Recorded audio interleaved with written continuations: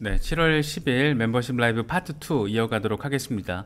새로운 한 주의 시작과 맞물려서 지금 SNS 공간에서 거론되고 있는 XRP에 대한 정도가 언급되고 있는 어떤 수가 크게 늘었어요. 갑자기 훅 하고 올라왔어요. 그래서 이게 지금 센티멘트 데이터인데 이게 어쩌면 이런 퍼드가 가격을 조금 뒷받침하는 요인이 될 수가 있어. 그러니까 소셜 미디어에서 계속 막 XRP 언급을 한다는 거죠. 물론 종류는 다양합니다. 뭐 시세에 대한 부분도 있고 소송에 대한 부분도 있고, 최근에 주말 사이에 조금 핫했던 부분이 하나가 있었는데 제가 약간 지엽적인 것 같아서 다루진 않았거든요. 일부 XRP 홀더들 사이에서 커뮤니티에서 이제 그런 얘기가 나온 거예요. 토레스 판사한테 항의 메일을 보내자. 그러니까 이제 뭐 존 디튼 등등 여러 이제 XRP 진영의 변호사들이 그런 거 절대 하지 말아라. 이거 오히려 안 좋은 결과다. 가만히 있어야 된다. 뭐 이렇게 조금 다독인다라고 해야 되나? 그런 이슈가 하나 있었거든요. 그래서 이게 전 세계에 워낙 희한한 사람들이 많으니까, 특히 이제 여기 투자 영역에 재산이 걸려 있는 이슈다 보니까 사람들이 지금 막 약간 눈이 돈 거예요, 지금. 그래서 일부에서는 뭐 토레스 판사한테 항의 메일 서한 보내자고 막 또 그런 얘기도 하고 있더라고요. 그래서 전혀 도움이 안 된다라고 이제 변호사들이 나서서 이제 선을 그어 주긴 했는데, 그런 언급들 막 불붙고 막 이러니까 별 쓸데없는 얘기들도 많이 나오고, 그래서 어쨌든 전반적으로 지금 소송 판결에 대한 이슈가 굉장히 크기도 크고 그 파급력도 굉장히 클 거고, 뭐 소송에서 만약에 이긴다 그러면 어마어마할 거고, 소송에서 진다 그러면 또 같은 상황으로 그러니까 반대 상황으로 이제 어마어마할 거고, 이렇게 되니까 지금 과연 뭐 소송에서 승소를 할지 패소를 할지 알 수가 없습니다. 다만 이제 우리 같은 투자자들이 기대하기에는 지금까지의 상황이 좀 이상한데, 리플이 우호적일 것 같은데, 우세할 것 같은데, 이런 생각이 많이 들긴 하지만 조금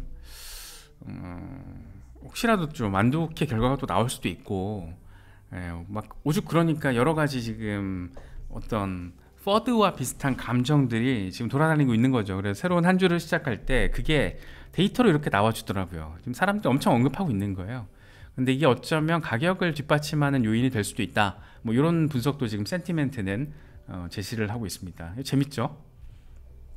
다크 디펜더, 추가적인 가격 하락 가능성에 대해서도 언급을 하고 있는 겁니다. 지금 상단 저항 라인을 잘 뚫어주고 살짝 빠지는 모습도 보여주고 있기 때문에, 만약에 여기서 지지를 받지 못하고 빠진다라면, 그러니까 우리는 기본적으로 반등해 주기를 바라고는 있지만 빠진다라면 0.39달러까지도 후퇴할 가능성이 있어. 다만 이미 큰 그림에서, 큰 틀에서 3달러를 향한 세팅은 끝났어. 그래서 3.39달러 목표는 설정이 돼 있는 상태고, 기술적으로 패턴이 지금 나와준 상태고, 다만 이제 흐름이 좋아야겠죠. 특히나 소송에서 긍정적인 상황이 펼쳐져야지 굉장히 강력한 어떤 XRP에 대한 매수세가 벌어질 수 있는 그런 상황이 펼쳐져 주면, 뭐 3.39달러 이후에 뭐 4달러, 5달러, 한 10달러 정도까지 쭉쭉 치고 올라가는 힘 기대해 볼 수 있겠죠. 다만 이제 그게 아니고, 소송이 제대로 조금 우리가 기대하는 것만큼 결과가 나와주지 않는다라면, 미국에서 지금 기본적으로 연방법원에서의 스탠스는 SEC에 우호적이진 않은 것 같아요. 뭐 LBRY 사건도 그렇고 그레이스케일 사건도 그렇고, 이 재판부에서 계속 나오는 멘트들을 보면 SEC 우호적이지가 않습니다. 특히 이제 LBRY 사건에서는 2차 시장에서 판매된 토큰이 어떻게 증권이지? 뭐 이런 말이 나오잖아요. 그러니까 지금 그런 어떤 트렌드로 우리가 느끼는 그런 분위기, 뉘앙스들이 리플 소송에서도 반영이 된다라면 상당히 리플 측의 우호적인 결과로 이어지지 않을까, 이런 기대감은 가지고 있지만 사실 모르는 거죠. 왜냐하면 뭐 토레스 판사 가족들이 민주당 성향이 많다, 뭐 이런 얘기도 있고, 그래서 정무적인 판단을 할 가능성, 뭐 이런 얘기들도 나오고 있으니까, 그렇게 해서 만약에 SEC에 더 우호적인 반응이 나와서 사실상 패소 쪽으로 어떤 시장이 해석을 한다라면, 그러면 이제 XRP 한번 폭락이 나오겠죠. 굉장히 지금 예민한 상황이다라는 걸 또 이제 우리가 이런 부분들을 통해서도, 지금 0.39달러와 3.39달러가 같이 언급이 되고 있는 이런 상황, 상당히 모호하죠. 지금 모호한 상황이 어떤 한 중간에 자리를 하고 있고, 이 어떤 안개와 같은 이런 상황들을 클리어하게 딱 제거를 해줄 가장 직접적이고 가장 심플한 요인은 다른 거 없다. 소송 판결만 나와주면 된다. 이왕 가급적이면 리플에 좀 우호적으로 나와주면 땡큐 땡큐 소머치, 우리는 간다 어디로 간다, 삿포로로 간다, 뭐 이렇게 얘기가 되는 거죠. 그래서 일단 지금 시대적인 측면에서도 기술적인 패턴 분석은 이렇게 긍정적으로 바라볼 수 있지만 조금 더 빠질 가능성도 차트적으로 분석이 된다. 네, 뭐 그런 상황도 체크를 하시면 좋을 것 같아요. 이건 잭더 리플러인데 이 양반이 그냥 막 엄청난 맥시멀리스트다운 얘기들을 좀 자주 하죠. 그래서 지금 머지않아서 XRP가 정말 많은 백만장자를 만들어낼 거야. 그래서 XRP 5,000개만 가지고 있어도 XRP가 개당 $200만 돼도 우와 으리으리하다.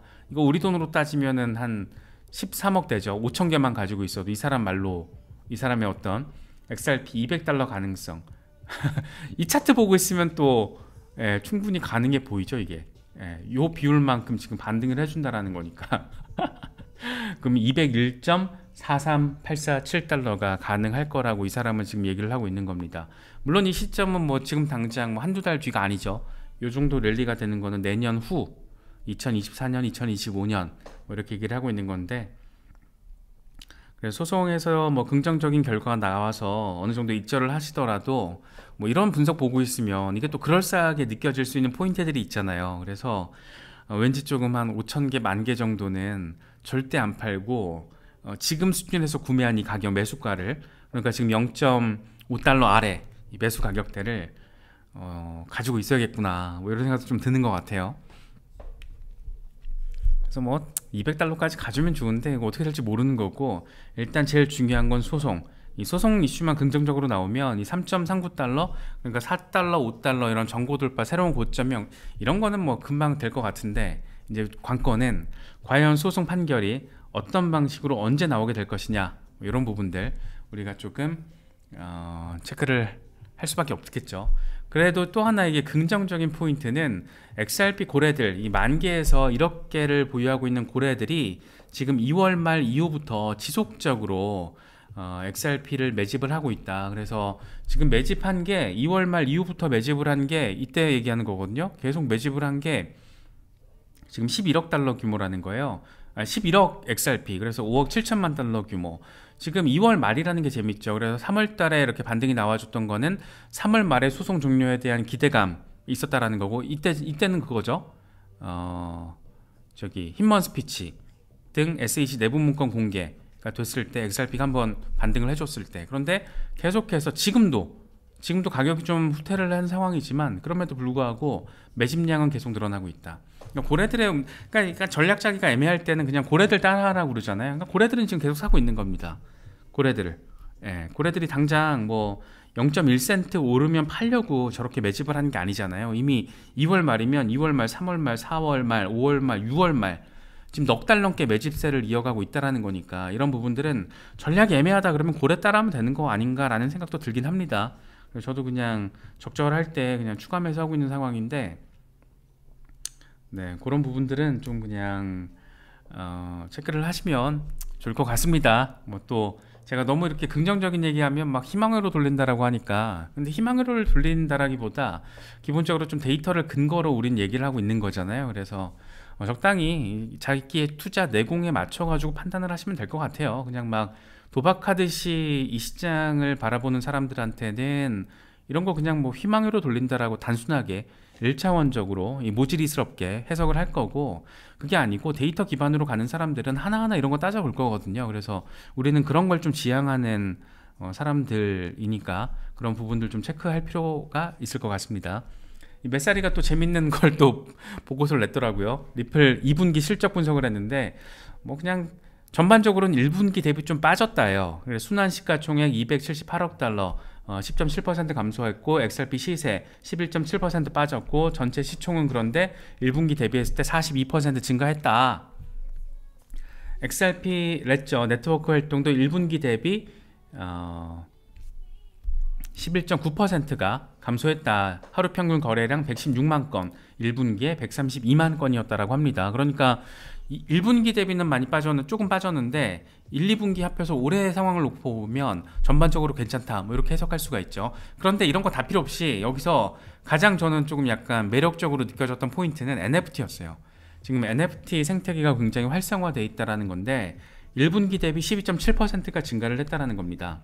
그래서 NFT 생태계가 왜 중요한지는 사실 최근에 어떤 리플의 그런 흐름들을 살펴보면 상당히 조금 직접적으로 와닿죠. 직접적으로 와닿는데 일단 안토니 웰페어가 얘기했던 부분들 어제 우리가 짚어봤었죠. 미래 부동산 자산은 토큰화다. 토큰화가 굉장히 중요하다라는 거죠. 그래서 리플에서도 CBDC 어드바이저가 이렇게 말을 합니다.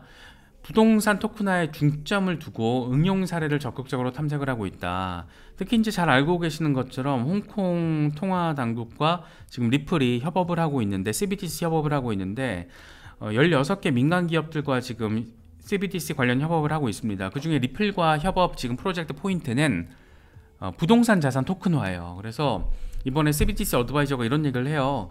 홍콩 달러와 토큰화 부동산 그리고 금융대출 프로토콜까지 결합시키는 거를 지금 목적으로 하고 있다는 거예요. 그러니까 미래 어느 시점이 되면은 부동산 거래를 할 때 CBDC, 피아트머니 CBDC를 통해서 토큰화된 부동산, 여기서 토큰화된 부동산이라는 게 뭔가요? NFT죠.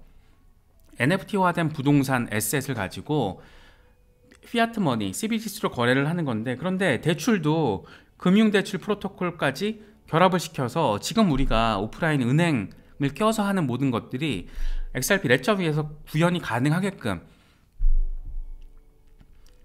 그 응용 사례를 지금 만들기 위해서 많은 시간과 에너지, 돈을 쓰고 있다 이런 얘기를 지금 하고 있는 겁니다. 굉장히 섹시하죠.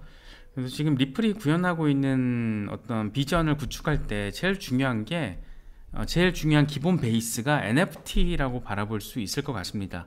NFT가 우리가 지금 막 NFT 시장 죽었다 막 이렇게 이런 관점이 아니고 자산의 토큰화를 말할 때 그건 토큰화가 된다라는 건 NFT화 된다라는 거기 때문에 NFT 생태계가 XRP 레저 위에서 활발하게 구축되고 있다라면 거래되고 있다라면 그 자체가 리플의 이런 비전 설정과 비전을 구현하는 데 있어서 굉장히 유리한 측면이 되는 거겠죠.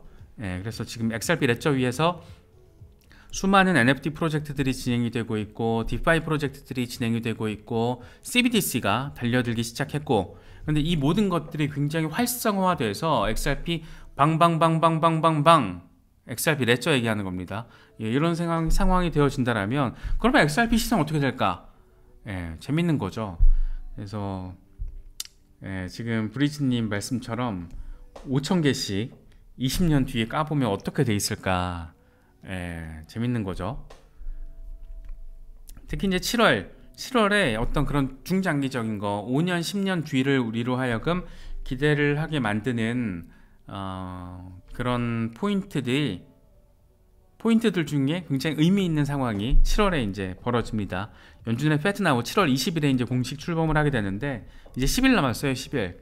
과연 이게 어느 정도의 영향을 시장에 미칠 것인가, 뭐 직접적으로 즉각적으로 영향을 미치진 않을 수 있는데 굉장히 지금 진행되고 있는 이런 혁신의 결과가 섹시하다라는 거죠. 은행들 사이에서 이제 즉각적인 송금이 가능해지는 거고 국경 간 송금도 당연히 이제 페드나우를 활용을 하게 될 거고 페드나우는 ISO 2002의 공식 멤버고 블록체인 기업들 중에 오직 리플만 ISO 2002의 공식 멤버고 페드나우의 이런 즉각적인 송금을 구현하게 만드는 기술 가운데 하나가 피나스트라 인데 이게 지금 리플의 파트너라는 거죠. 볼페이 나왔죠. 볼란테 테크놀로지 같은 경우에도 리플의 파트너 기업이고 그래서 지금 페드나우가 그냥 지들이 잘나가지고 연준이 기술 구현을 잘해서 이걸 잘하는 게 아니고 블록체인 기업들과 잘 협업을 만들어서 시스템을 잘 구축을 했는데 피나스트라, 볼란테 이런 굉장히 중추적인 역할을 하는 기업들이 리플의 또 다 파트너 기업이라는 거죠. 리플의 파트너 기업이라는 거는 리플 레저 위에 올라서 있다는 거고 그래서 뭐 페드나우의 어떤 송금 혁신이 블록체인 기반으로 어느 정도 포지션으로 XRP 레저의 사용 비율이 어느 정도인지 모르겠습니다. 그런데 페드나우의 이런 굉장히 의미 있는 진짜 미국의 금융 시스템 자체가 한번 확 지금 뒤집어지는 건데 이런 상황에서 리플의 파트너 기업들과 함께 이런 혁신을 구현해낸다라는 거. 근데 그게 언제다 이제 7월 20일이다. 열흘밖에 안 남았다. 그럼 이게 어떻게 될 것인가? 앞으로 미래 어떻게 될 것인가? 여기 나와 있잖아요. 피나스트라 리플렛 왔다 갔다 뭐 여러 가지 상황들 되게 재밌습니다. 이거 재밌더라고요. 시력 테스트인데 만약에 이게 노란색으로 보이면은 당신은 정상 시력을 가지고 있는 사람이야. 이게 만약에 빨간색으로 보이면은 치료를 받아야 돼. 이게 만약에 파란색으로 보이면 XRP를 더 사야 돼. 예, 다들 지금 파란색으로 보이겠죠. 예, XRP 매수라는 얘기를 또 이렇게 또 위트 있게 또 던졌더라고요. 그래서 재밌게 보여서 웃으시라고 가져와 봤습니다. 네, 지금 뭐 7월 장세가 리플과 관련해서 얼마나 조금 우호적으로 좀 흘러갈지 좀 봐야겠지만 전반적으로는 흐름 생태계 확장이라던가 리플의 비전 확장 이런 것들은 아주 훌륭하게 잘 진행되고 있고, 지금 딱 하나 지금 남은 게 소송 이슈이기 때문에 물론 뭐 패소 가능성도 있습니다. 패소할 수도 있죠. 앞서 말씀드렸지만 토레스 판사가 뭐 미친 척 정무적인 판단을 할 수 있죠. 정치적인 판단, 어떤 우리가 알 수 없는 그런 배경으로 인해서. 근데 지금 전반적으로 연방법원에서 보여지고 있는 SEC의 어떤 막무가내성, 이 집행을 통한 규제 방식에 우호적이지 않은 분위기를 우리가 여러 차례 지금 포착을 해왔기 때문에 그런 뉘앙스와 분위기가 동일하게 리플 소송 사건에서도 반영이 된다라면 그래도 리플에 조금 더 우호적으로 판결이 나와주지 않을까. 뭐 다른 거 다 필요 없이 그냥 2차 시장 판매 물량은 증권 아니다 이렇게만 나와줘도 그냥 땡큐인데 봐야겠죠. 그래서 당연히 승소에 가까운 판결이 나와주기를 바라고 있지만 뭐 패소할 수도 있는 겁니다. 그러니까 너무 막연하게 우리가 기대를 하면 안 된다라는 말씀을 드리고 싶은 거예요. 그래서 차분하게 좀 대응을 하셔야 되고, 뭐 빚내서 지금 XRP 산다 뭐 이런 접근은 당연히 위험하죠. 어떻게 될지 모르니까. 지금 가지고 계신 여유 자금, 투자 자금, 시드 안에서 추가 매수를 하더라도 하셔야 되고 전략적으로 대응을 하셔야지. 이길 것 같아, 그럴 것 같아 이런 어떤 뇌동매매로 가시면은 뭐 희망회로를 통한 뇌동매매밖에 되지 않을 거예요. 그래서 그런 부분들도 물론 잘 체크를 하시겠지만, 지금같이 좀 예민한 때는 더 조금 신경을 써야 되지 않을까, 그렇게 생각이 되기도 합니다.